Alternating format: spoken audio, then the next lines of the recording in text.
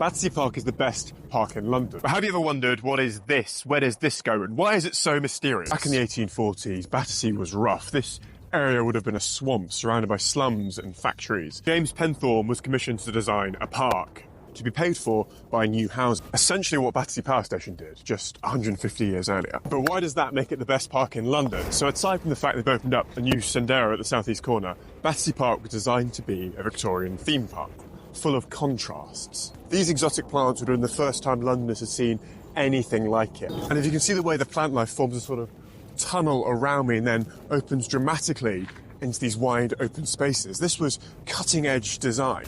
If you've ever been to a theme park like Disneyland or Thorpe Park, you may recognise going from a narrow corridor between zones to the wide open space. It makes the space interesting to walk around, that contrast of confined and open. When the park opened in 1858, a typical Sunday would attract around 50,000 people, with events 100,000 people. You could play sports, watch music, go on a boat trip. Essentially everything you can still do today, except with slightly less tiny dogs and fewer e-bikes. In the Second World War, the park was turned into allotments and air defences. Because it was between the train station, hello doggy, it sat in the middle of the gasworks at Nine Elms, the railway station at Clapham Junction, and of course the power station, which meant it was hit by quite a few stray bombs. It also protected locals from the bombing. There's an old air raid shelter down here, let me show you.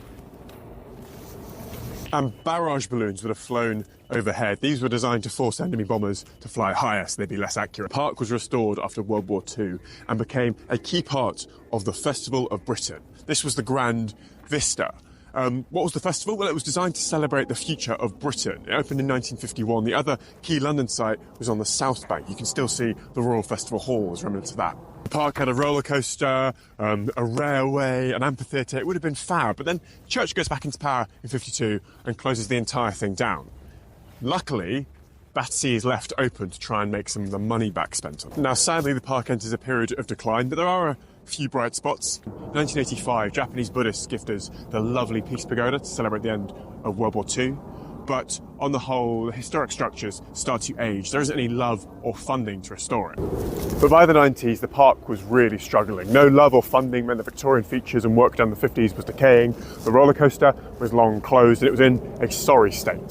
Thankfully, the council and Friends of Battersea Park set about restoring the area. And with the power station opening next door, the park is now definitively the best in London. So why not pop them down, grab a coffee and go for a wander with a friend, and do, of course, like and follow for more history content.